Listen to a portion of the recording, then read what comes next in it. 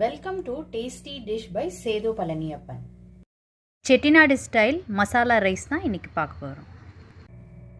இந்த ரெசிபி செய்கிறதுக்கு ஒரு மசாலா பொடி அரைச்சிக்க போகிறோம். அதுக்கு தேவையான இன்க்ரீடியன்ஸ் எல்லாம் எடுத்து வச்சிருக்கிறேன். இந்த பொடி வந்து வறுத்துட்டு அரைக்க போகிறோம். இப்போ வறுக்கும் போது எல்லா பொருட்களோட அளவுகளையும் நான் சொல்கிறேன்.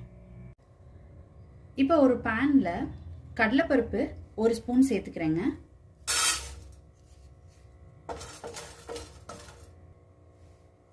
இதில் 1 ஸ்பூன் மல்லி சேர்த்துக்கிறேன். அடுத்து மிளகு வந்து 1/2 டேபிள் ஸ்பூன் மிளகு சேர்த்துக்கிறேன். அடுத்து 1 ஸ்பூன் ஜீரகம் சேர்த்துக்கிறேன். அடுத்து 1/4 ஸ்பூன் சோம்பு சேர்த்துக்கிறேன். இதோட காரத்துக்கு காய்ந்த மிளகாய் வந்து 5 சேர்த்துக்கிறேன். காஷ்மீரி ரெட் சில்லி வந்து ஒரு 4 சேர்த்துக்கிறேன். இது ஆப்ஷனல் தான்.